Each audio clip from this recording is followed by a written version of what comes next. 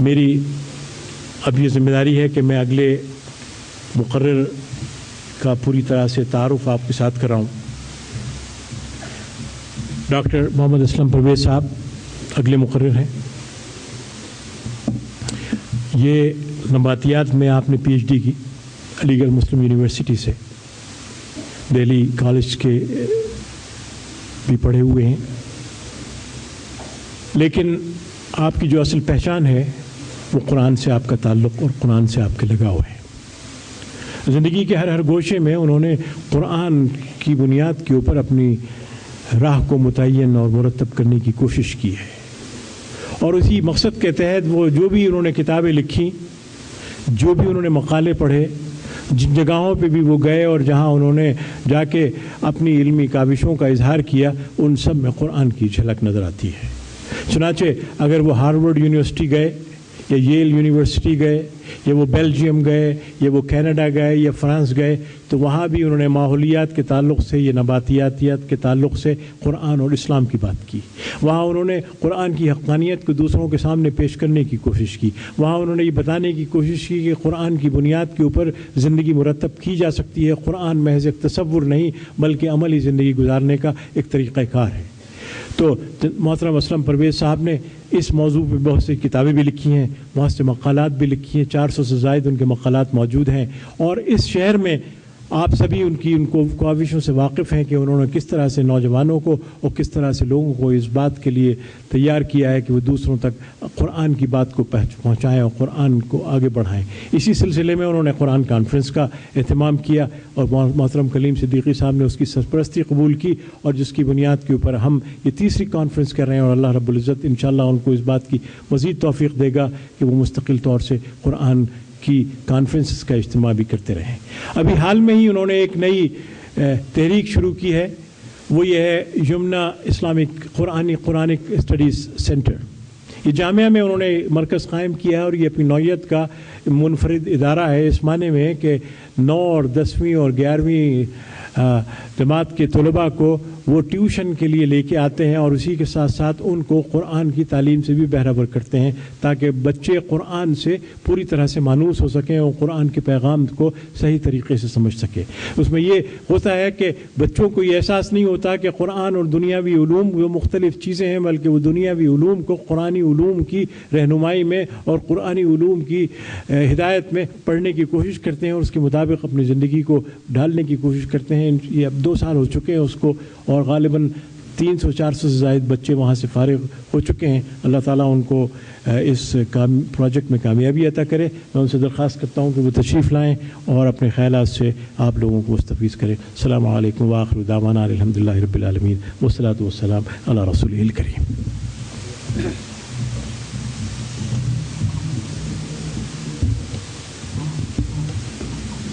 الحمدللہ رب العالمین والعاقبۃ للمتقین، الصلاۃ والسلام علی سید الانبیاء والمرسلین محمد وعلی آلہ وصحبہ اجمعین. السلام علیکم. میں اپنی گفتگو کی شروعات پہلی اس آیت سے کرتا ہوں قرآن کریم کی جس نے مجھے سب سے پہلے یہ سکھایا کہ قرآن مجھ پہ فرض ہے. سورہ قصص کی 85ویں آیت کہ ان الذی فرض علیک القرآن لا ردک الی معاد. یہ وہ آیت ہے جو ہم کو اس بات کی وضاحت کرتی ہے کہ قرآن ہم پہ فرض ہے.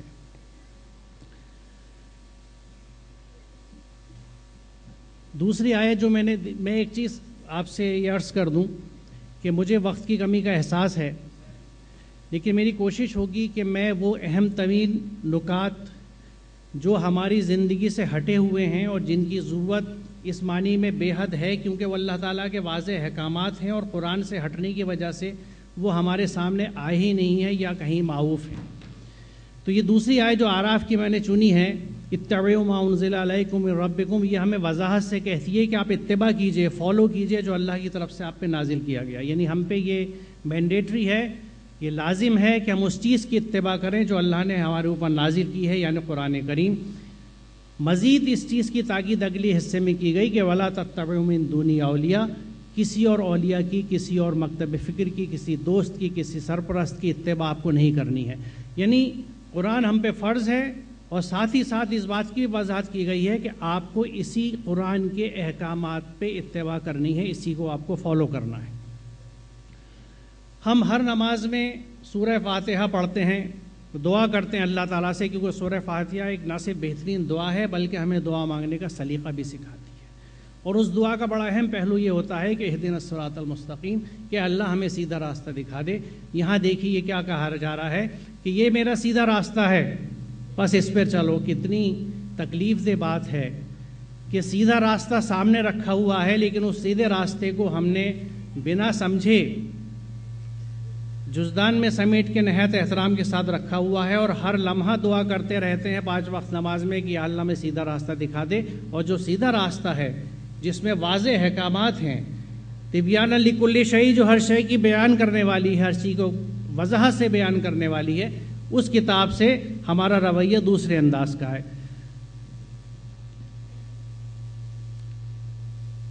ان سے کہو مجھے حکم دیا گیا ہے کہ دین بمعنی اطاعت اور قانون کو اللہ کے لیے خالص کر کے اسی کی بندگی کروں، اور مجھے حکم دیا گیا ہے کہ سب سے پہلے میں خود مسلم بنوں۔ اس آیت کو میں نے اس لیے چنا کہ یہاں اس بات کی وضاحت ہے کہ بندگی کا اخلاص، یعنی صرف اور صرف اللہ کی بندگی، یعنی وہی بات جو شروع میں نے ذکر کیا تھا کہ لا الہ الا اللہ، اس کا مفہوم اللہ ایک ہے، بندگی ایک ہے، تو وہ بندگی اس کے لیے خالص ہونی چاہیے۔ خالص بندگی کا کیا انداز ہوگا کہ اللہ کے ہر حکم کی تعمیل ہو۔ اب مجھے اگر یہی نہیں معلوم کہ اللہ کا حکم کیا ہے، تو کہاں سے وہ اخلاص ہوگا، کہاں وہ خلوص ہوگا، اور کہاں میں اس حکم پہ، اللہ تعالیٰ کے واضح حکم پہ عمل کر سکوں گا۔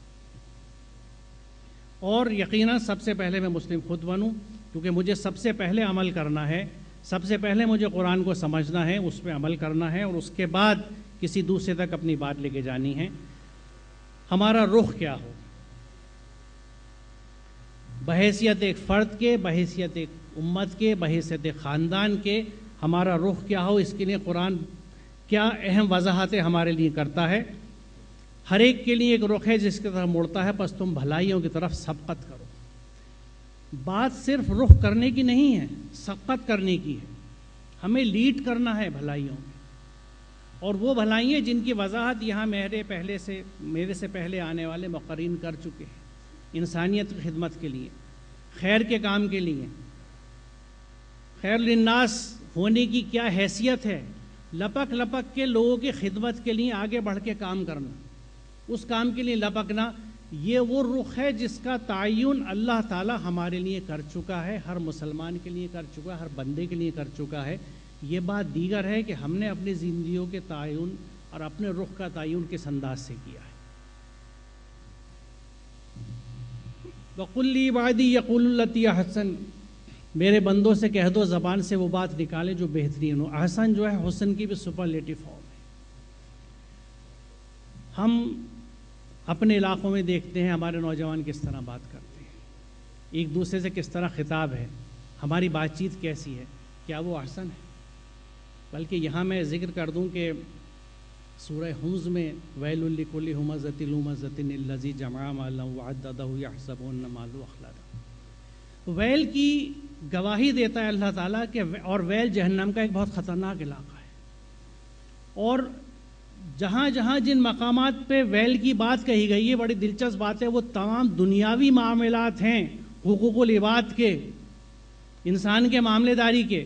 تو ویل کی گارنٹی، ویل کی بات کن لوگوں کے لیے کہی گئی؟ جو ہمز اور لغز میں مبتلا ہے۔ ہمز کیا ہے؟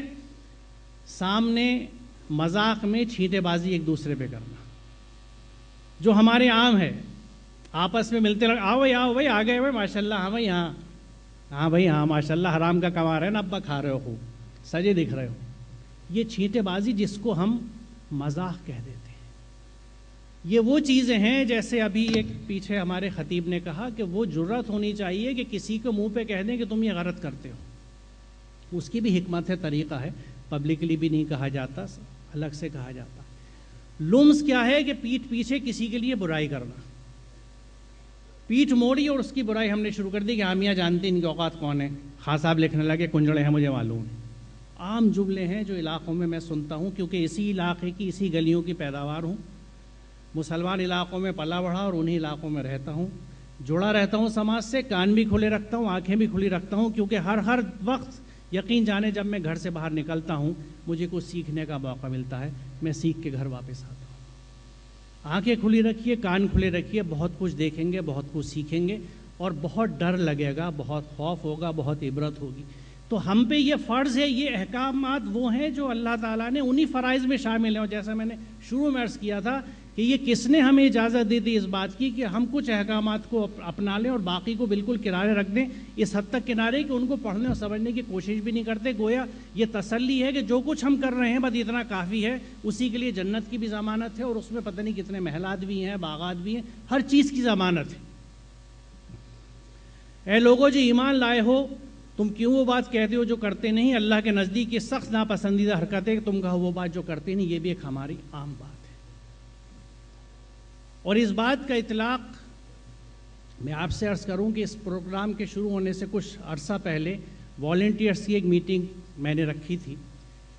तो उसमें वॉलंटियर से मैंने पहली दरख्वास्त ये करी कि अज़राए करम आपकी मोहब्बत सर आँखों पर कुरान की और इस इशू की, इस टॉपिक की, इस मिशन की, लेकिन अगर आप तर्जुमे से कुरान ख़ुद नहीं पढ़ते और नहीं समझते तो अज़राए करम वॉलंटियरिंग मत कीजिए, क्योंकि जिस काम को आपने खुद शुरू नहीं किया आपको कोई हक़ नहीं है उस बात के लिए दूसरों से कहना, बल्कि वो आपके लिए एक बाइस गुनाह बनेगी, अल्लाह की नाराज़गी की वजह बनेगी। क्योंकि यहाँ जैसे आप वजह से देखते हैं कि हमें हक़ नहीं है कि जो कुछ हम करते नहीं वो कहें, हमें वही कहना चाहिए जो कुछ हम करते हैं। ये बुनियादी हमारी एटीट्यूड की, किरदार की बातें हैं और ये मैं उसी तरतीब से ले रहा हूँ जिस तरतीब से ये मुझे अपने गिरदोपेश समाज में और अपने यहाँ खुद अपनी ज़ात में नज़र आती है। ये वो सूरह नहल की आयत हैं जिसको कमो बेश तकरीबन हर जुमे में खुतबे के आखिर में पढ़ा जाता है। इन्नल्लाह यामुरु बिल अदल वल इहसान व इताज़ ज़िल क़ुरबा व यन्हा अनिल फ़हशाइ वल मुनकरि वल बग़य यअज़्ज़ुकुम लअल्लकुम तज़क्करून। हमारी अक्सरियत इनको इस तरह पहचान दी है कि खुतबा ख़त्म हुआ, उठने का वक्त हो गया। कितने बेश कीमत मोती हैं। अल्लाह ताला का हुक्म है कि आप इंसाफ कीजिए। अदल के मादे में एतदाल भी शामिल है। तो यहाँ हुक्म इंसाफ का भी है और मियाना रवी का भी है, मिडिल पाथ का, एतदाल का। आप तसव्वुर कीजिए दोनों हम पे फ़र्ज़ हैं। मुझसे कॉलेज में लोग आके कहते हैं कि साहब आप तो प्रेस में कुछ भी कर सकते हैं। यानी हम जहाँ बैठे हुए हैं और हमें कुछ हैसियत अल्लाह ने अता की है तो उससे हम में ये अनानियत होनी चाहिए कि जो चाहें करें, यानी क़वानीन की हिफाजत करने वाले कानून को तोड़ दें। मैं निहायत इंकिसारी से अर्ज़ करता हूँ कि मेरे अल्लाह का हुक्म ये नहीं है, वो मुझे अदल का हुक्म देता है, मुझे जस्टिस करना है। I have to do justice. और अदल के सिर्फ एक नुक्ते को अगर हम अपना लें, ये वो बेश कीमत आप गिने हैं, सिर्फ अदल को अपनी ज़िंदगी में अपना लें, आप यकीन जाने पूरा कुरान करीम इसी में आ जाए। इंसाफ रिश्तों के साथ, क्या मैंने इंसाफ किया, हक़ अदा किया बाप होने का, शौहर होने का, बेटी होने का, बहन होने का, भाई होने का, एक पड़ोसी होने का, एक शहरी होने का, अपने शहर के, अपने मुल्क के, क्या हमने इंसाफ किया इस बात से? जस्टिस रिलेशनशिप के साथ साथ जस्टिस एट प्रोफेशन के, जो मैं काम कर रहा हूँ क्या मैंने इंसाफ कर लिया? आज अगर मैं कॉलेज में सबसे ज़्यादा तनख्वाह लेता हूँ तो क्या सबसे ज़्यादा काम मैंने किया? क्या सबसे ज़्यादा क्वालिटेटिव और क्वांटिटेटिव कंट्रीब्यूशन मेरा है इंस्टीट्यूशन में? अगर मैं हेड हूँ इसका और सबसे ज़्यादा तनख्वाह लेता हूँ तो मैं, ये जिम्मेदारी का एहसास ताकि अदल किया जा सके। हर जगह इंसाफ का तकाजा है। उसके साथ हुक्म एहसान का, एहसान की जो एहसान की वजाहत में आगे मज़ीद करूँगा, उस वक्त इस बात पे आऊँगा। और मना किन चीज़ों से किया गया है? फहश से, जो आज घर घर नहीं बल्कि अब तो हाथ हाथ में कहूँ और जेब जेब कहूँ। क्योंकि पहले मैं रोना रोता था लोगों से, टेलीविज़न जब आया था कि अल्लाह के वास्ते शैतान को रोक लो। ये आंखों देखी बातें हैं। मुझे चांदनी चौक की वो दुकान याद है जहाँ सबसे पहले ब्लैक एंड वाइट टीवी आया था और रखा गया था और एक भीड़ का आलम था। मैंने वो गली मोहल्लों में हालत देखेंगे, जब चित्रहार आ रहा है तो पड़ोसियों, यानी दरवाजे लोगों को घर के बंद करने पड़ते थे, लोग टूटे पड़ते थे देखने के लिए, पथराव होते थे, लोगों के घरों पे हमले हुए।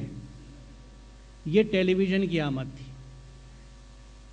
اس کے بعد جتنی ترقی ہوئی ہے، جتنی تیزی سے ان میڈیا کے ذرائع کی، اور ان کا مس یوز ہوا ہے، غلط استعمال، کیونکہ چیز بری نہیں ہوتی، اس کا استعمال صحیح یا برا ہوتا ہے۔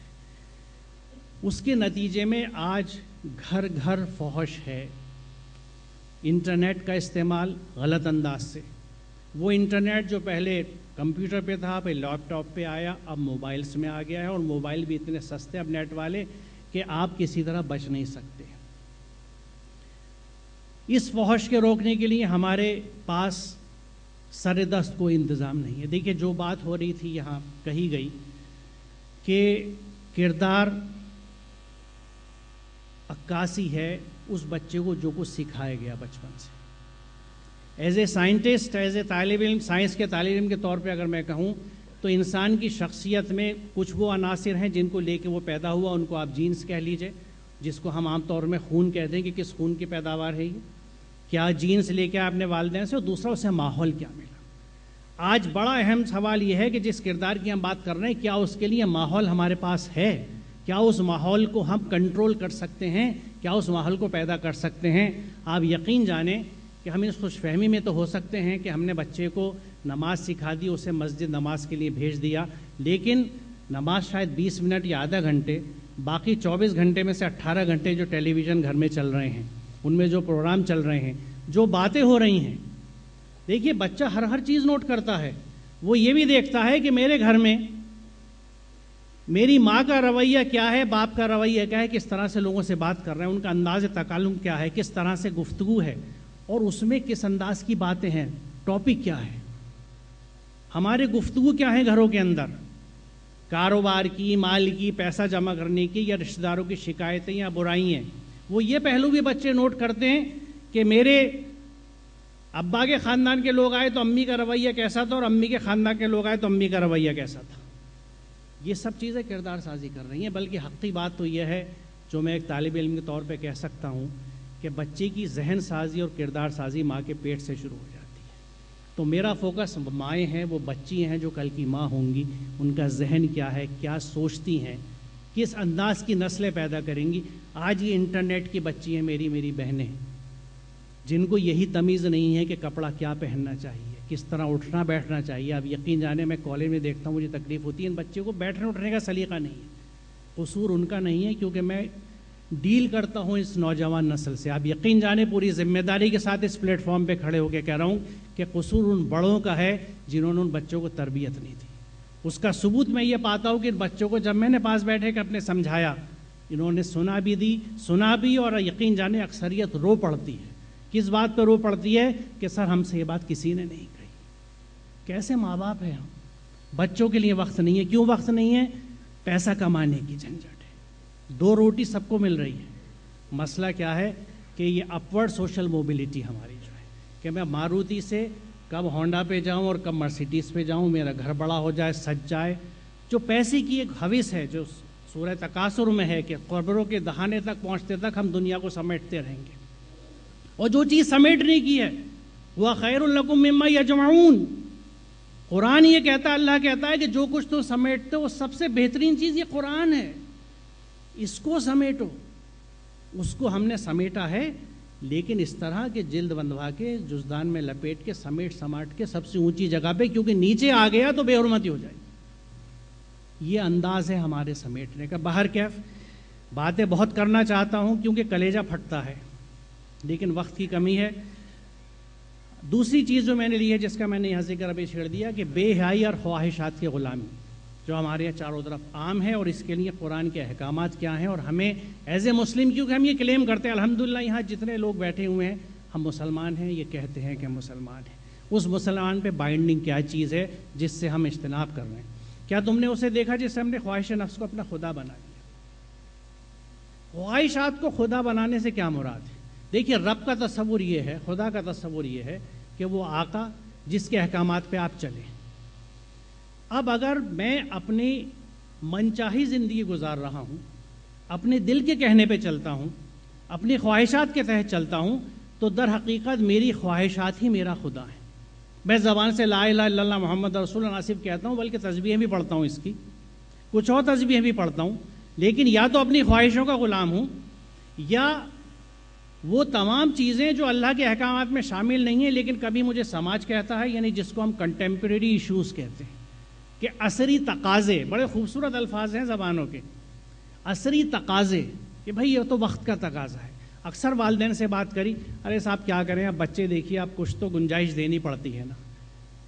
دیکھیے ایمان میں اور کفر میں، ایمان میں اور شرک میں گرے ایریاز نہیں ہے، یہاں ملگاجا اور دھندلا کچھ نہیں ہے، یا تو بلیک ہے یا وائٹ ہے، ایمان ہے یا نہیں ہے۔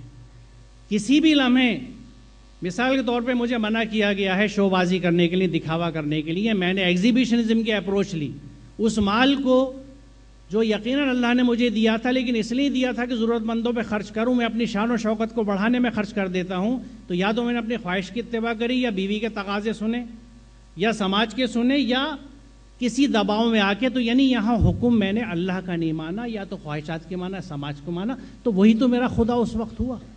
زبان سے میں کہتا رہا لا الہ الا اللہ، اللہ کا بندہ کہتا رہا اپنے آپ کو، لیکن اتباع کرتا رہا میں کسی اور چیز کی۔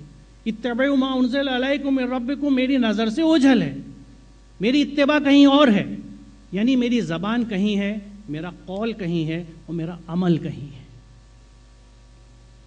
تو اللہ تعالیٰ یہ فرماتا ہے کہ کیا تم ایسے شخص کو راہ راست پر لانے کا ذمہ لے سکتے ہو؟ قطعاً نہیں۔ کیا تم سمجھتے ہو کہ ان میں سے اکثر لوگ سنتے ہو سمجھتے ہیں، یہ تو جانوروں کی طرح ہیں، بلکہ ان سے بھی گئے گزرے۔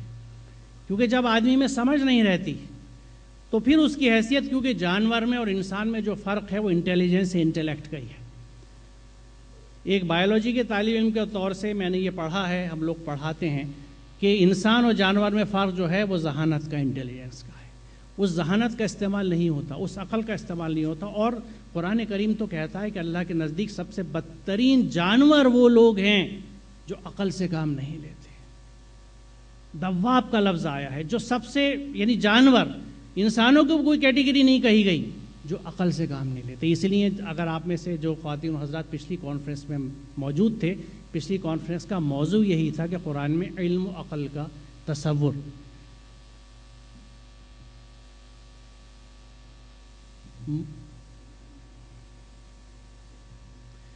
یہ دوسرا ایشو ہے جس میں آج بات کرنا چاہوں گا، اور اس میں بہت اہم بات یہ ہے کہ سورہ نور کی 2 آیتیں میں نے چنی ہیں۔ آیت نمبر 30 یہ ہے کہ مومن مردوں سے کہو کہ اپنی نظریں بچا کر رکھیں اور اپنی شرمگاہوں کی حفاظت کریں، یہ ان کے لیے زیادہ پاکیزہ طریقہ ہے، جو کچھ وہ کرتے ہیں اللہ اس سے باخبر رہتا ہے۔ اور یہاں بما یصنعون کی بات ہے، بما یصنعون، یعنی جو دکھاوے بازی کرتے ہو، یہ یہاں یفعلون نہیں ہے، یصنعون یعنی جو بناوٹی انداز کی چیزیں ہوتی ہیں۔ کیونکہ ہم جو شرافت کے ڈھونگ لگاتے ہیں، لیکن دراصل کردار کیا ہے؟ یہاں جو بڑی چیز میں عرض کرنا چاہتا ہوں کہ یہاں سورہ یعنی نمبر 30 میں، آیت نمبر 30 میں مردوں کو خطاب کیا گیا ہے اور 31 میں عورتوں کو۔ میں اس نقطے پہ آپ کی توجہ چاہوں گا کہ پہلے مردوں سے یہ کہا گیا ہے کہ تم اپنی نظروں کی حفاظت کرو، یعنی ہم نظر کی حفاظت سے مراد صرف معاملہ نظر کا نہیں ہے، یہ پوری تھاٹ پروسیس ہے، پوری سوچ ہے کہ آپ کی سوچ کس چیز پر ہو۔ یقیناً اس میں ایک ڈائریکٹ امپلیکیشن فوری تو یہ ہے کہ آپ غلط چیز کو مت دیکھیے، لیکن کسی غلط چیز پہ فوکس بھی مت کیجیے۔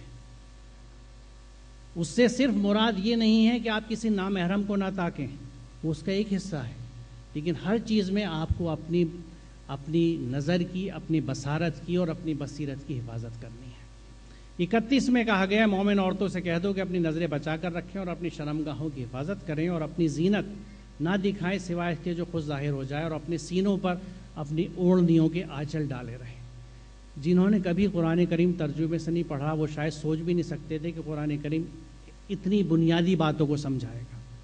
اور دیکھیے شیطان کی حکمت عملی دیکھیے کہ اس نے وہ انداز رائج کر دیے کہ ہماری بہنوں کی، ماؤں کی اکثریت دوپٹے اس انداز سے اڑتی ہے کہ ہر جگہ آ جائے سینے پہ نہ آئے، سر ڈھک جائے گا، یہاں لٹک جائیں گے، پٹیاں بن جائیں گی، لیکن سینے نہیں ڈھکے جائیں گے، چونکہ یہ اللہ کا حکم ہے۔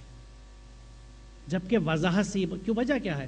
کیونکہ سماج میں امن اور سکون اللہ تعالیٰ پیدا کرانا چاہتا ہے۔ وہ خالق ہے، اپنی تخلیق کو پہچانتا ہے، اس لیے اس نے ان چیزوں سے منع کیا ہے جس سے کسی بھی انداز کا ہیجان یا اضطراب آپ کے اندر آئے گا۔ لباس کے لیے، صدر پوشی کے لیے احکامات واضح اس لیے ہیں کہ آپ پرسکون زندگی گزار سکیں اور ہر انسان کی صلاحیتیں تعمیری کام میں لگیں، ذہن نہ بھٹکے، وقت نہ ضائع ہو، تعمیری کام میں انسان۔ اے اولاد آدم، ہم نے تم پر لباس نازل کیا ہے کہ تمہارے جسم کے قابل شرم حصوں کو ڈھانکے۔ پوائنٹ نمبر 1، لباس کی اہمیت، تمہارے جسم کے قابل شرم حصوں کو ڈھانکے۔ نمبر 2، تمہارے جسم کی حفاظت، اور نمبر 3، زینت کا ذریعہ بھی ہو۔ تینوں چیزیں لباس کے بیان میں آ گئیں، قابل شرم حصوں کو ڈھانکے، جسم کی حفاظت کرے، زینت کو ایکسکلوڈ نہیں کیا اللہ تعالیٰ نے کہ تمہاری زینت کا ذریعہ بھی ہو۔ اور بہترین لباس تقویٰ کا لباس ہے۔ لباسوں کے معاملے میں کیا عرض کروں، سب کا سب کچھ دیکھا ہوا ہے، لیکن صرف غور کر لیں۔ مجھے تو اب حیرت یہ ہوتی ہے کہ میری سی عمر کے لوگ نیکر پہنے ہوئے ٹہلنے جا رہے ہیں، کوئی احساس ہی نہیں، پتہ نہیں بھائی کچھ عمر کا تو احساس ہو جائے۔ مان سکتا ہوں کہ 9 عمری میں جانور زور پہ تھا، لگامیں کمزور تھی، نہیں روکا گیا، جسم دکھاتے پھرے۔ نوجوان کو میں مان سکتا ہوں کہ وہ جو ہمارے یہاں ہوتا ہے کہ 10 دن جم گیا اور وہ ٹائٹ سی شرٹ پہن کے چھوٹی آستین یوں کھڑا ہو گیا گلی کے باہر، سب کو دکھ رہا ہے بھائی لمڑا جم جا رہا ہے۔ یہ بھی ایک غلط اظہار ہے۔ تو لباس کے معاملے میں میری صرف گزارش یہ ہے کہ ہم اپنی ذمہ داری سمجھیں۔ لیکن معاملہ کیا ہے، جب میری بہن خود بیوٹی پارلر کے چکر لگا رہی ہیں، جس کپڑے کی میں اس بات کو بار بار دہراتا ہوں لیکن دہراتا رہوں گا، مجھے معاف کر دیں اس ریپیٹیشن کے لیے، کہ میں نے اپنے بچپن میں دیکھا ہے کہ جس کپڑے کی میری گھر کی عورتیں دوپٹہ نہیں اوڑھتی تھیں، اس کی آج شلوار سلتی ہے۔ افسوس ہو رہا ہے کہ ہم سب دیکھتے رہتے ہیں، اس کپڑے کو خریدنے کے لیے ہمارے ہی تو پیسے جاتے ہیں۔ کتنا باریک کپڑا ہے، اریانی پھیل رہی ہے، جسم کھل رہے ہیں، کسی نہ کسی طرح سے بے چینی ہے، چاہے مرد ہو یا عورت کے جسم کو کھول دے۔ کبھی آپ نے سوچا ہے یہ کیوں ہے ایسا؟ دیکھیے، جب کوئی چیز بہت وبال کی طرح پھیلے تو سمجھ لیجئے شیطانی ہے۔ اے بنی آدم، ایسا نہ ہو کہ شیطان تمہیں پھر اسی طرح فطرے میں مبتلا کر دے جس طرح اس نے تمہارے والدین یا آدم اور حوا کو جنت سے نکلوایا تھا اور ان کے لباس ان پہ ستروا دیے تھے تاکہ ان کی شرمگاہیں دوسرے کے سامنے کھول دے۔ اس آیت میں جواب ہے، قرآن میں ہر چیز کا جواب ہے، یقین جانیں۔ آخرات کا دن بہت بڑا ہے، بہت خطرناک ہے، شدید امتحان ہے، لیکن اس امتحان کا پورا پیپر آؤٹ ہے، قرآن کریم میں ہر چیز لکھی ہوئی ہے۔ آج جو لباس کھلنے کا زور ہے، وجہ کیا ہے کہ پہلے سطر کھلے تھے تو ایک درجہ ہمیں نیچے اتار دیا گیا تھا اور ایک موقع دیا گیا تھا کہ پھر اصلاح کر لو ان خرابیوں کی جو اندر در آئی ہیں، اندر گھس آئی ہیں تمہارے نفوس میں، اور جو اپنے آپ کو سدھار لے گا، قد افلح من زکاہ، اس کے لیے اللہ کے ہاں اور اس دن بھی سکون کے سائے ہیں، اور جو نہیں کرے گا اس کے لیے انہیلیشن ہے۔ یہ میں نے جان کے لفظ استعمال کیا ہے۔ جب خطرناک بیماری پھیلتی ہے، چاہے وہ ایبولا ہو اس وقت یا وہ مرغیوں کی بیماری ہو، آپ نے ٹیلی ویژن پر اور اخباروں میں خبروں میں دیکھا ہوگا کہ ان جانوروں کو جلایا جاتا ہے۔ کسی چیز کو جب ختم کرنا ہوتا ہے تو اسے جلایا جاتا ہے۔ تو وہ نفوس جو اپنے آپ کو اس مہلت کی مدت میں تبدیل نہیں کر پائیں گے، ان کو جلا دیا جائے گا۔ لیکن چونکہ نفس ذمہ داری کے ساتھ دیا تھا، اس لیے جلا کے ختم نہیں کیا جائے گا، بلکہ جلا کے ہمیشہ کے لیے زندہ رکھا جائے گا، ان اذیتوں کو برداشت کرنے کے لیے جو جلنے کی ہوتی ہے۔ یہ معمولی بات نہیں ہے، یہ چھوٹی بات نہیں ہے، جلنے کا تصور اور جس سے کوئی مفر نہیں۔ تو یہ جو لباس اتروانے، کیونکہ دیکھیے ایک درجے پہ تھے ہم جنت کے، سطر کھلے، نیچے اتار دیے گئے، اب جب یہ پھر کھلے ہیں تو اس کے بعد صرف جہنم کا ہی گڈھا ہے، بیچ میں اور کچھ نہیں ہے۔ قرآن واضح کرتا ہے۔ تو اللہ کے واسطے جسموں کو ڈھکیے، لباسوں پہ نظر رکھیے۔ میں جواب دہ ہوں اپنی گھر کی عورت اور اپنے بچوں کا، آپ سب بھی ہیں، حکمت کے ساتھ شروعات سے لے کے۔ گھر کی چھوٹی چھوٹی پیاری پیاری ہماری بچی ہوتی ہیں، اس وقت ہم انہیں بہت شوق سے فراکیں بھی پہناتے ہیں، منی اسکرٹس بھی پہناتے ہیں، ٹائٹ جینز بھی پہناتے ہیں، اور اس کے بعد جب 10-12 سال کی ہوئی تو اس سے کہتے ہیں کہ اب اتارو اسے، شلوار قمیص پہن لو۔ یعنی ذہن سازی اس کی کر دی اس مغربی لباس کی بچپن سے اس کی لیپا پوتی بھی ہو رہی ہے۔ چھوٹی چھوٹی بچی ہیں بیچاروں کی، نازک کھال ہے، سستی لپسٹکیں، گھٹیا کیمیکلز ان کے اندر، ہونٹوں پہ بھی لگی ہیں، یہاں بھی رگڑی جا رہی ہیں، نازک کھال ہے، بیچاری کی کھال خراب ہو رہی ہے۔ میں نے اپنا اسی دہلی میں، اور دہلی سے باہر بھی، یو پی سے جہاں میرا تعلق رہا، کسی شادی بیاہ میں کسی کنواری لڑکی کو میک اپ تو دور سجے کپڑوں میں نہیں دیکھا۔ آپ میں سے بیشتر نے نہیں دیکھا جو میری سی عمر کے۔ وہ سماج بھی تو تھا ہمارا، آج کیا ہو گیا؟ کنواری لڑکی کی پہچان یہ ہوتی تھی کہ سادہ لباس میں، شادی میں کوئی میک اپ میں نہیں، بھلی بہن کی شادی یا بھائی کی شادی۔ آج چھوٹی چھوٹی بچیوں کو، تو وہ ماں باپ، وہ بہن بھائی جو چھوٹے بچوں کو یہاں سے سجا رہے ہیں ابھی سے، یہ کیا کردار سازی ہے یا کیا ذہن سازی ہے؟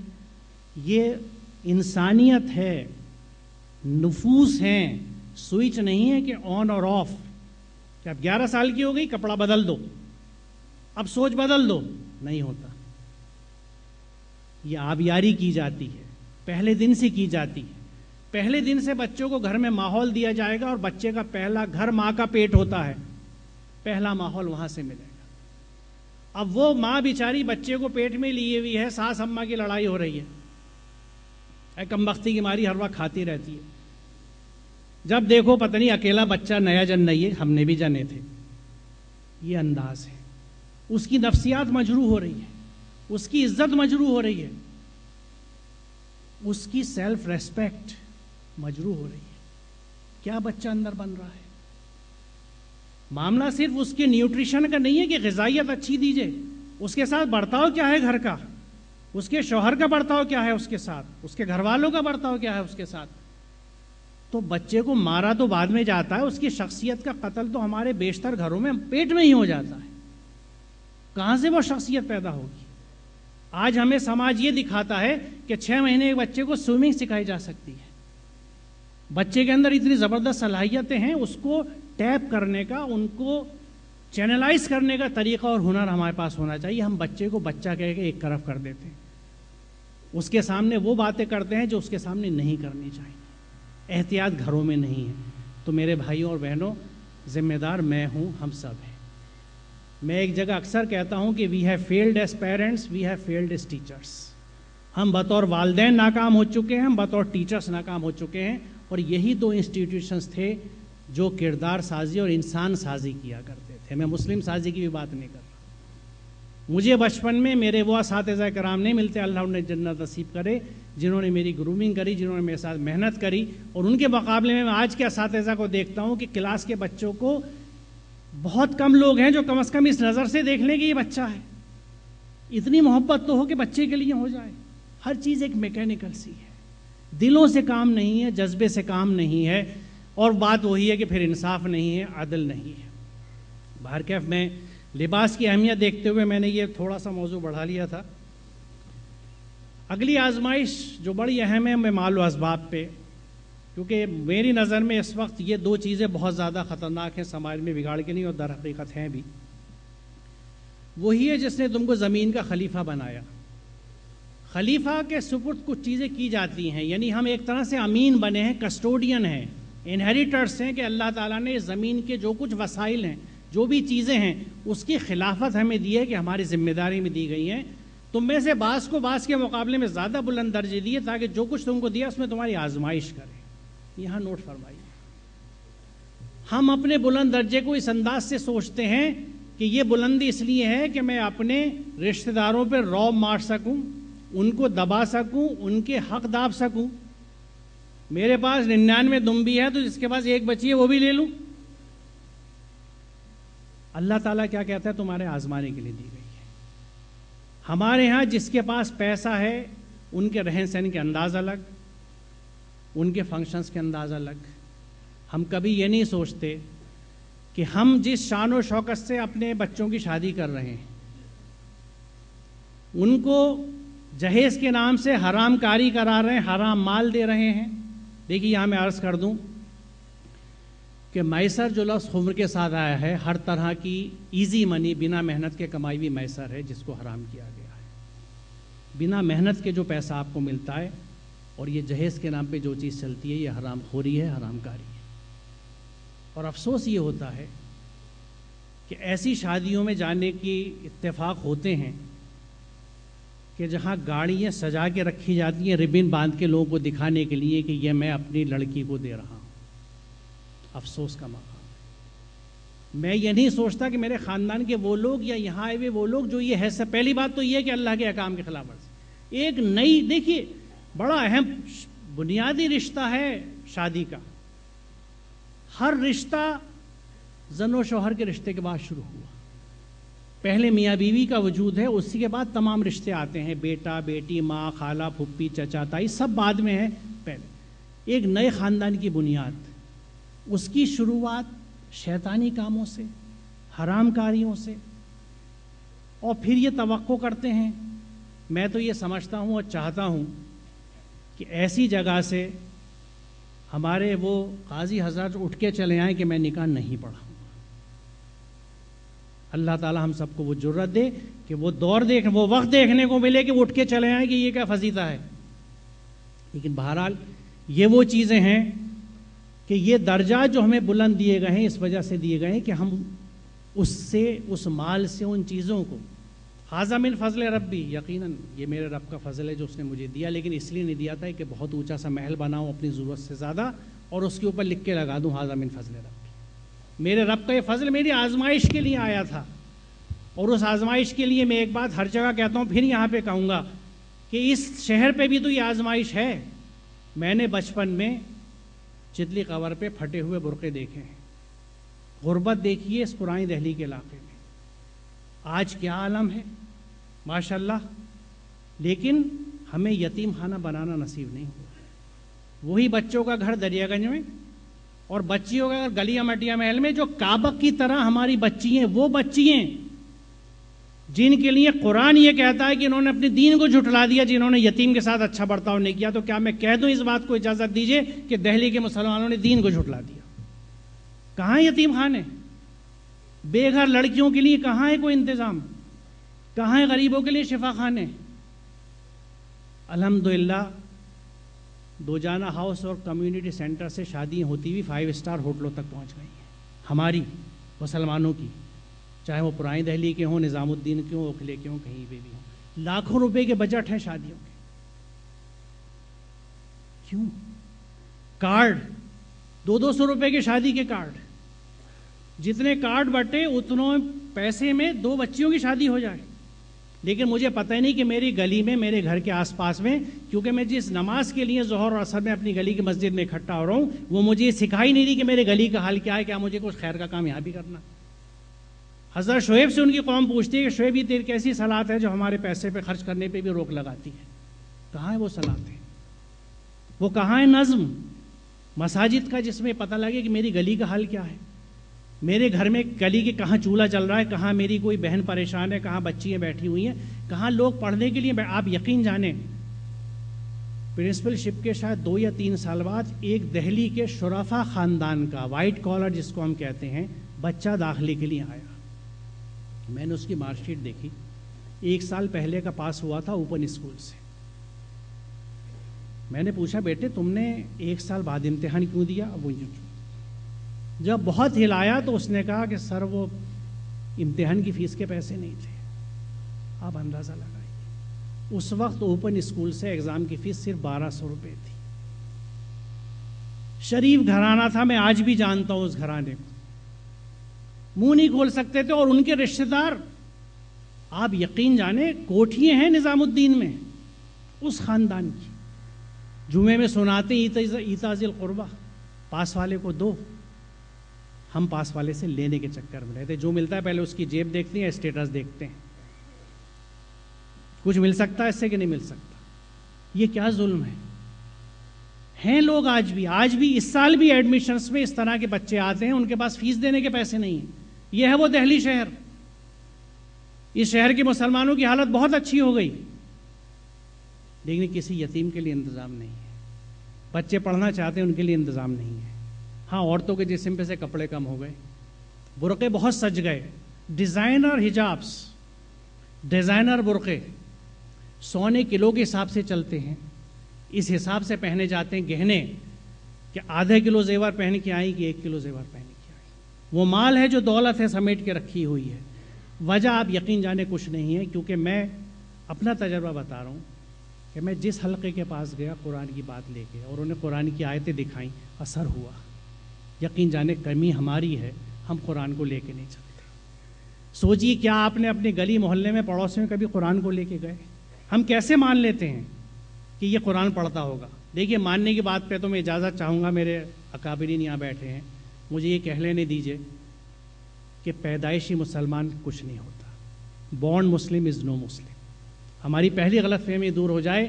ہم شکر ادا کر دیں کہ اللہ کا شکر ہے کلمہ گو کے گھر پیدا ہو گئے. غلط. ڈاکٹر کے گھر پیدا ہوا بچہ ڈاکٹر کبھی نہیں بنتا جب تک کہ ڈاکٹری سیکھ نہ لے. بڑھئی کے گھر پیدا ہوا بچہ کبھی بڑھئی نہیں بنتا جب تک وصولی نہ سیکھ لے، رندہ نہ سیکھ لے، آری چلانا نہ سیکھ لے، دھار رکھنا نہ سیکھ لے.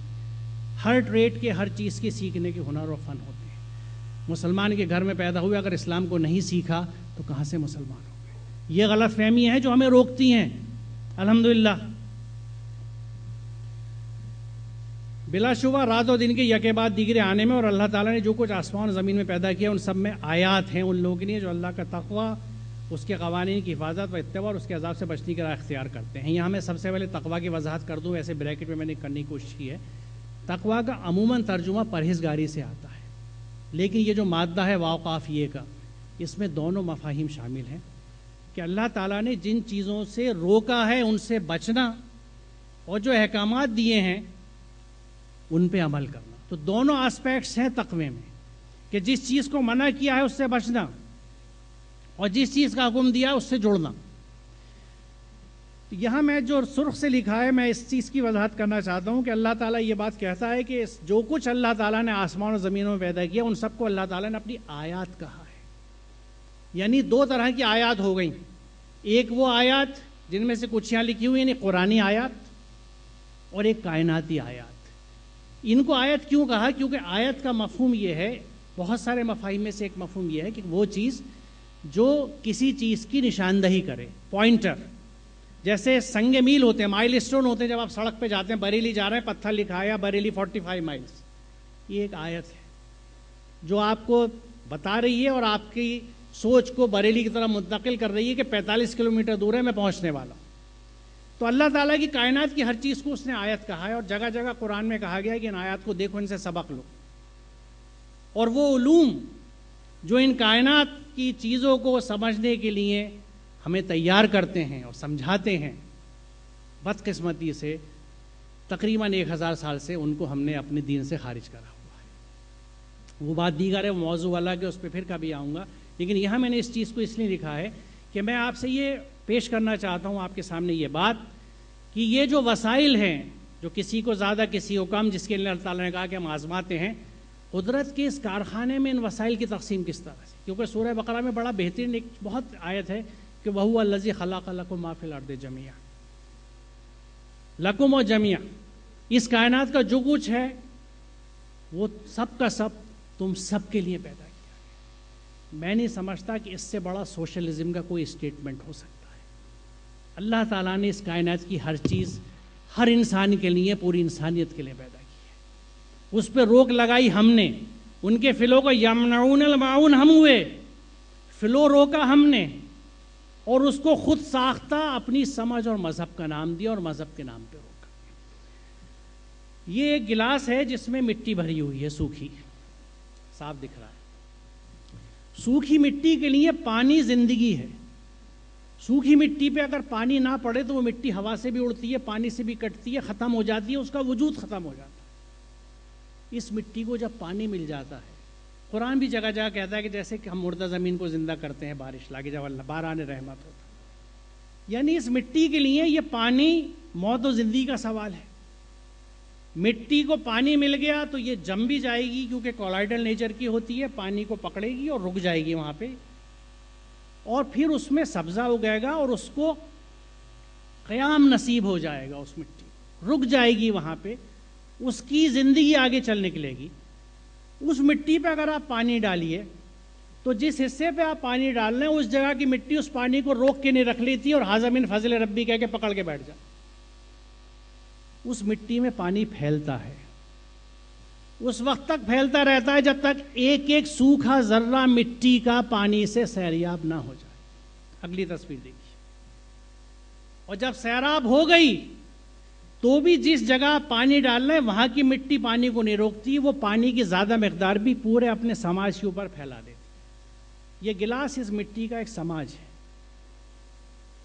پانی پورے سماج کے اوپر کھڑا ہوا ہے، یعنی جو چیزیں افراد میں ہیں وہ سب کے لیے کھلی رکھی ہوئی۔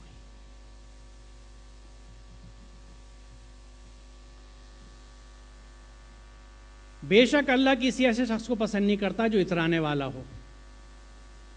اس ہر چیز میں جس کو اللہ پسند نہیں کرتا مجھے اپنا عکس نظر آتا ہے، کیونکہ زندگی میں کسی نہ کسی حصے میں بھی اترایا ہوں۔ اپنی بڑائی پر فخر کرنے والا ہوں۔ ایسے لوگ بھی اللہ کو پسند نہیں جو کنجوسی کرتے ہیں اور دوسروں کو بھی کنجوسی کی ہدایت کرتے ہیں، اور کچھ اللہ نے اپنے فضل سے انہیں دیا اسے چھپاتے ہیں۔ اب دیکھیے آگے کیا لکھا ہے، ایسے کافر لوگوں کے لیے ہم نے رسوا کن عذاب تیار کر رکھا ہے۔ ان سب لوگوں کو کافر کہا گیا۔ یہ عام بات ہے، میں لوگوں میں دیکھتا ہوں، میاں چھپا کے رکھو۔ کچھ میرے مقریب ایسے ہیں جو مجھ سے کھلے ہوئے ہیں، وہ خود کہتے ہیں کہ یار ذرا یہ سارے خرچے بتا دیے نا، آمدنی ہے تو ذرا مشکل ہو جائے گی، مانگنے والے زیادہ آ جائیں گے، بیوی زیادہ لے لے گی، گھر والے زیادہ لے لیں گے۔ آپ یقین جانیں روک کے رکھتے ہیں، چھپا کے۔ جب پوچھو کسی کار خیر کے لیے، بھائی ذرا آج کل ہاتھ تنگ ہے، کچھ کاروبار مندہ چل رہا ہے، ہلکا ہے ذرا آج کل، کچھ ایریئرز تھے پچھلے وہ پیمنٹ نہیں ہوئی، کچھ میری تنخواہ بھی آج کل کم چل رہی ہے، اور وہیں گھر کا کوئی فنکشن آ جائے تو نہ صرف یہ کہ سارا مال لگا دیں گے اور قرضہ بھی اکٹھا کر کے، کیونکہ شان و شوکت کے ساتھ میرا وہ فنکشن انجام دے جائے۔ تباہی ہے ڈنڈی مارنے والوں کے لیے۔ دیکھیے یہ متففین، پوری آیت عنوان اس کا یہ ہے، ڈنڈی مارنے والوں کا، جن کا حال یہ ہے کہ جب لوگوں سے لیتے ہیں تو پورا لیتے ہیں، اور جب ان کو ناپ کر یا تول کر دیتے ہیں تو انہیں گھاٹا دیتے ہیں۔ اسٹریٹ اسمارٹس چالو۔ کیا یہ لوگ نہیں سمجھتے کہ بڑے دن یہ اٹھا کر لائے جانے والے ہیں، اس دن کے جب سب لوگ رب العالمین کے سامنے کھڑے ہوں؟ کس چیز کی وضاحت اس قرآن کے اندر نہیں ہے؟ اور آپ یقین جانیں اس کو پڑھ کے، سن کے، سمجھ کے کسی میں ہمت نہیں ہوگی کبھی کم تولنے کی۔ ایک دفعہ ضرور ذہن میں آئے گا کہ اللہ نے منع کیا ہے۔ اسی لیے میں پھر آپ سے عرض کروں کہ کمی ہماری ہے کہ ہم لوگوں تک قرآن کو نہیں لے کے جا رہے، گھر گھر مجلسیں نہیں ہو رہی، درس قرآن نہیں ہو رہے، روز ہونے چاہیے اور گھر میں ہونے چاہیے۔ میں گھر کا فرد ہوں، میں پسندیدہ سیریل سب کے ساتھ بیٹھ کے دیکھ سکتا ہوں، فوش کام با جماعت کر رہا ہوں، لیکن قرآن ترجمے سے لے کے اپنے گھر کے ساتھ نہیں بیٹھ سکتا۔ کیسا گھر کا مرد ہوں میں یا بڑا ہوں کہ میں یہ نظم نہیں بنا سکتا کہ رات کو آدھا گھنٹے سب کو میرے ساتھ بیٹھنا ہے، اور پیار سے، سختی کے ساتھ نہیں کہ آؤ دیکھو اللہ نے ایک کلام بھیجا ہے، اس کو ہم بیٹھ کے پڑھیں گے، اس کو سمجھیں گے۔ اللہ کی راہ میں خرچ کرو اور اپنے ہاتھوں اپنے آپ کو ہلاکت میں ڈالو، احسان کا طریقہ اختیار کرو، اللہ محسنوں کو پسند کرتا ہے۔ یہاں سے میں تھوڑی سی احسان کی وضاحت کے لیے جو بات میں نے اس وقت کی تھی کہ جب ان اللہ یامر بالعدل والاحسان والی بات تھی، یہاں میں احسان کی کچھ وضاحت کروں گا، کیونکہ ہمارے یہاں احسان کے معاملے میں، بلکہ اگلی آیت اس کی وضاحت کر دیتی ہے، جو لوگ اپنے مال کو اللہ کی راہ میں خرچ کرتے ہیں اور خرچ کر کے پھر احسان نہیں جتاتے، نہ دکھ دیتے ہیں، ان کا اجر ان کے رب کے پاس ہے اور ان کے لیے کسی رنج اور خوف کا موقع نہیں ہے۔ یہ بات بار بار ہے کلام پاک میں، اور بخوبی یہاں وضاحت کی گئی ہے اس بات کی کہ اللہ کے بندے جو ہیں ان سے رنج اور خوف کیوں دور ہو جاتا ہے، حقیقت ہے۔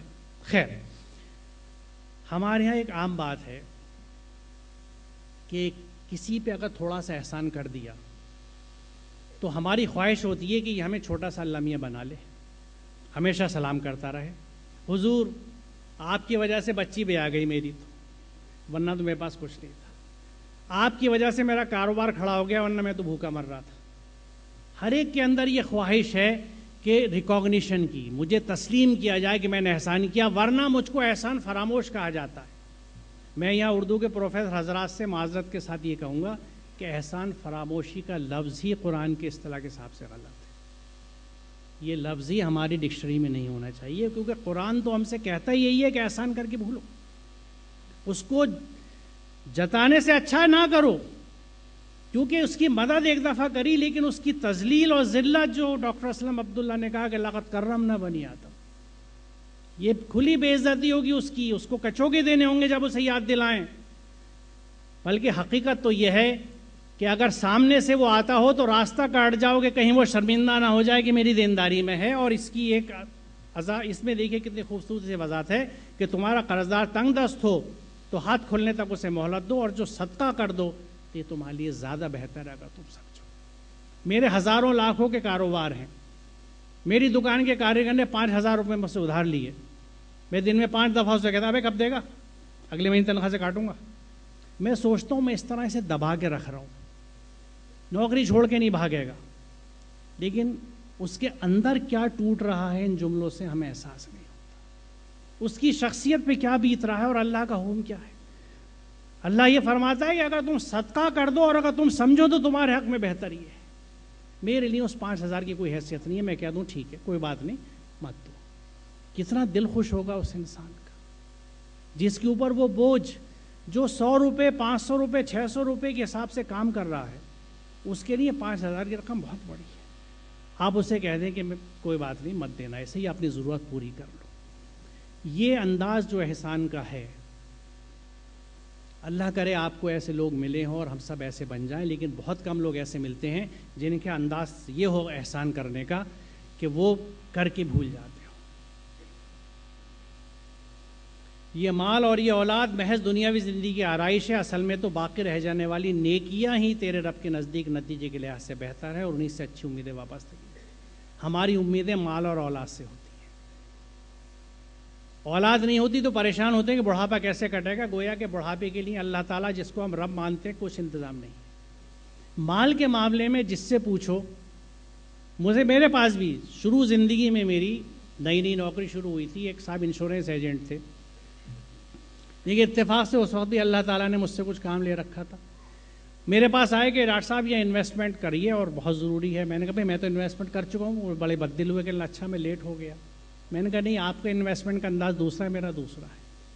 میں نے کہا میں انویسٹمنٹ دوسرے انداز کا کرتا ہوں. میں نے کہا میں ضرورت مند کو پیسے دیتا ہوں، جس کی ضرورت پوری ہو جائے میرے لیے بہت ہے، اور میرا رب میرے دینے کے لیے کافی. ہم یہ بھول جاتے ہیں. دیکھیے ایک عام چلن ہے کہ بچی کے لیے کوئی پلاٹ لے کے ڈال دیا، بیٹے کے کاروبار کے لیے پلاٹ لے کے ڈال دیا.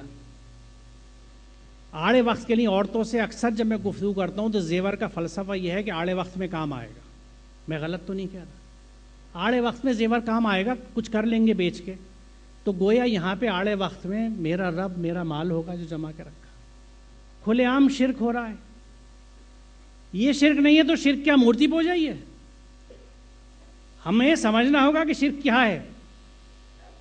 ہم مال سوچتے ہیں کہ آڑے وقت میں برے وقت میں مال ہمارے کام آئے گا، مال کو بچا کے رکھو. فیوچر انویسٹمنٹ کا مطلب ہی یہ ہے، you secure your future. Future کو سیکیور کر لیجئے. فیوچر کا سیکیور تو ہو جائے گا، آپ حزب اللہ میں تو آ جائیے، اللہ کے بندے تو بن جائیے. الیس اللہ بھی کافٍ عبدہ. کیا اللہ اپنے بندوں کی نہیں؟ یہ یعنی بائی دی وے میں صرف عرض کر دوں کہ یہ وہ آیت ہے جو میرے دل پہ لگی تھی اور قرآن سمجھنے کا میرا سلسلہ شروع ہوا تھا کہ کیا اللہ اپنے بندوں کے لیے کافی نہیں ہے؟ کیا شان اس کی. اور پھر بھی بندہ یہ سوچے کہ مجھے کچھ اور چاہیے. اس کی بندگی میں تو آئیے، صبغۃ اللہ تو اپنائیے، اس کے رنگ میں تو رنگ جائیے. پھر دیکھیے آپ کسی چیز کی ضرورت نہیں ہے، ہر چیز کے لیے وہ کافی ہے. شرط بندگی ہے، اس کی بندگی ہے تو وہ کہتا ہے میں تمہیں بھی اسی طرح زمین میں خلافت دوں گا جس طرح تم سے پہلے والوں کو دی تھی.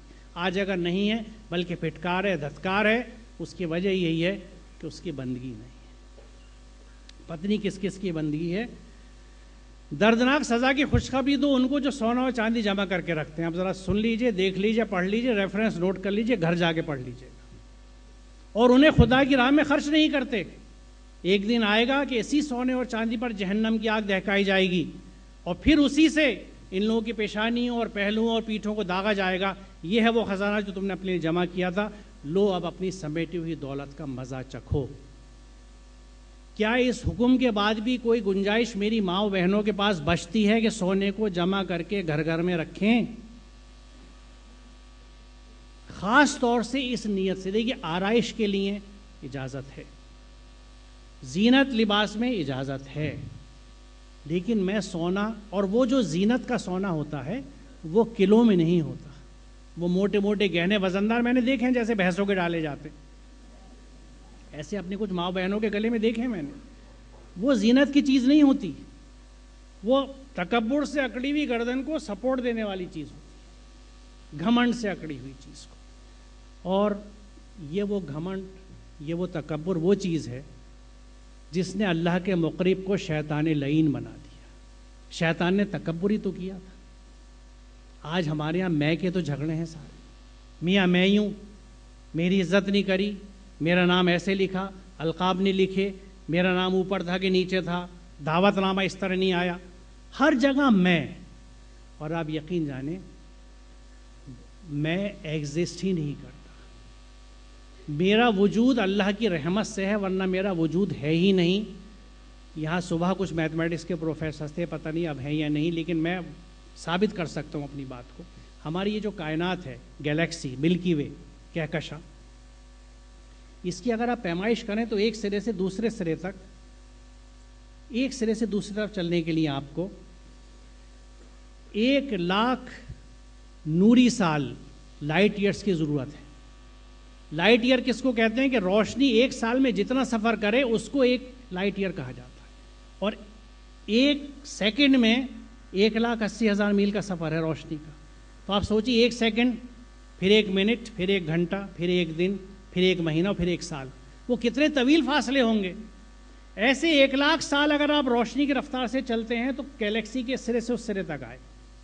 اتنی بڑی گیلیکسی میں ایک نقطے کی مانند آپ اگر فوٹو دیکھیے واقعی ریڈیوسکوپس کے, تو ڈاٹ کی طرح پورا پلانیٹری سسٹم ہے. یہ پورا نظام شمسی ایک ڈاٹ کی طرح ہے جو 20,00,000 لائٹ ایئرس کے فاصلے پر ہے. اس ایک ڈاٹ کے اندر پورا پلانیٹری سسٹم, اس میں ایک زمین, اس زمین پہ حضرت انسان. تو یہ تو نیگلیجبل ہو گیا. میتھمیٹکس کے حساب کے ہر قانون سے دیکھ لیجیے, نیگلیجبل. تو ہم تو ایگزسٹ ہی نہیں کرتے. یہ اللہ کا کرم ہے, اس کا فضل ہے کہ ہم موجود ہیں. تو پھر اس پہ کس چیز کا ہمارا گھمنڈ ہوتا ہے. لیکن یہ آنا ہوتی ہے. توبہ اور جہنم, یہ میں نے موضوع رکھا کہ یہ اتنی ہلا دینے والی آیات کے بعد بھی کیا وجہ ہے کہ ہم اس طرف نہیں آتے.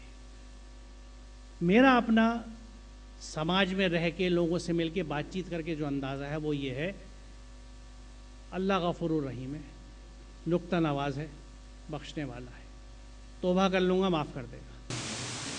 تو میں اختصار کے ساتھ یہ توبہ کا تصور قرآن کیا کہتا ہے اور ہمارے خود ساختہ عقائد, سیلف کریٹڈ موشنز جو میرے ذہن کی پیداوار ہے, ان کے پیچھے کوئی دلیل نہیں ہے, وہ بڑی وجہ ہے. دیکھیے توبہ کی وضاحت, اگر تم میں سے کوئی نادانی کے ساتھ کوئی برائی کر بیٹھے, پھر اس کے بعد توبہ کر لے اور اصلاح کر لے,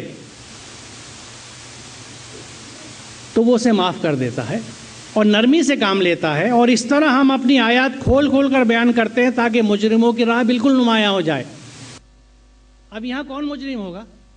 پہلی بات تو یہ ہے کہ جو نادانی کے ساتھ ہوتی ہے, جو غلطی ہوتی ہے, بھول چوک ہوتی ہے, وہ غلطی ہے, وہ گناہ ہے جس کی معافی اور توبہ ہے, جس کے لیے اللہ تعالیٰ اپنی رحیمی کا ذکر کرتا ہے. لیکن اس کے ساتھ شرط کیا ہے کہ پہلی بات جو بڑی اہم ہے کہ وہ دوبارہ نہ ہو, اور دوسرا بہت اہم نقطہ ہے کہ وَأَصْلِحُوا, اس کی اصلاح ہو جائے.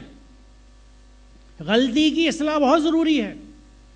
میں نے یہاں کچھ گندگی پھیلائی ہے تو پہلے صاف کر دوں, پھر منتظمین سے معافی مانگوں اور طے کر لوں کہ اب غلطی نہیں کروں گا, یہ گندگی نہیں پھیلاؤں گا. یہ انداز ہے جو جان بوجھ کے کی جاتی ہے, جو ہمارے یہاں تصور ہے. کہ بھائی ابھی تو میں نے ایک نوجوان ساتھی کو ترجمہ دیا کلام پاک کا، تو انہوں نے کہا ابھی تو بہت وقت ہے، بڑھاپے میں پڑھ لیں گے۔ یہ کیا سوچ ہے؟ ابھی سب کچھ کر لو، بعد میں اللہ معاف کر دے گا۔ اور اسی لیے جب لوگ میری سی عمر کو پہنچنے لگتے ہیں تو ان کے انداز دوسرے ہو جاتے ہیں۔ کیوں؟ جو جان بوجھ کے چیز کی جاتی ہے وہ بغاوت ہے، وہ غلطی نہیں ہے۔ یہ وہی بغاوت ہے جو سورہ نحل کی آیات میں ہر جمعے کو منع کیا جاتا ہے، ان اللہ یامر بالعدل والاحسان وایتاء ذی القربی وینہی عن الفحشاء والمنکر والبغی۔ بغاوت سے منع کیا گیا ہے کہ اللہ کے باغی مت بنو۔ وہ کہتے ہیں کہ دوزخ کی آگ ہمیں ہرگز چھونے والی نہیں، اللہ یہ کہ چند روز کی سزا مل جائے۔ ان سے پوچھو کیا تم نے اللہ سے کوئی عہد لے لیا ہے؟ کیونکہ یہ بھی ایک ہمارے عام تصور ہے کہ صاحب جہنم نہیں ہوگی تھوڑے دن ہوگی، گلو خاصی ہو جائے گی، جس کی خلاف ورزی وہ نہیں کر سکتا۔ یا یہ بات ہے کہ تم اللہ کے ذمہ ڈال کر ایسی باتیں کہہ دیتے ہو جن کے متعلق تمہیں علم نہیں ہے کہ اس نے ان کا حلف لیا ہے۔ آگے اس کی وضاحت ہے۔ آخر تمہیں دوزخ کیا کیوں نہ چھوئے گی؟ جو بھی بدی کمائے گا اور اپنی خطا کاری کے چکر میں پڑا رہے گا وہ دوزخی، اور دوزخی میں وہ ہمیشہ رہے گا۔ ہم فیہا خالدون۔ قطعاً یہ تصور نہیں ہے خطا کار کے لیے کہ باہر آئیں گے۔ ہم فیہا خالدون، وہ جہنمی ہے اور جہنم میں ہی رہے گا۔ پھر جو میری طرف سے کوئی ہدایت تمہیں پہنچی، انسانیت سے خطاب ہے، تو جو لوگ میری اس ہدایت کی پیروی کریں گے، اتباع کریں گے، فالو کریں گے، ان کے لیے کسی خوف اور رنج کا موقع نہ ہوگا۔ اور جو اس کو قبول کرنے سے انکار کریں گے اور ہماری آیت کو جھٹلائیں گے وہ آگ میں جانے والے لوگ ہیں جہاں وہ ہمیشہ رہیں گے۔ یہاں پہ بھی ہم فیہا خالدون۔ اور دیکھیے والذین کفروا وکذبوا، دونوں چیزوں کو ساتھ رکھا گیا ہے۔ انکار کرنے والے اور جھٹلانے والے برابر رکھے گا ایک جگہ پہ، اور انہی کے لیے کہا گیا ہم فیہا خالدون۔ تو اگر ہم اب تک آیتوں کو جھٹلاتے نہیں رہے، تکذیب نہیں کرتے رہے، تو کیا کرتے رہے جب ہم ان پہ عمل نہیں کر رہے؟ اور اس کی وضاحت میں ختم کرتے ہوئے اس بات کو کہوں گا کہ کذب کیا ہے۔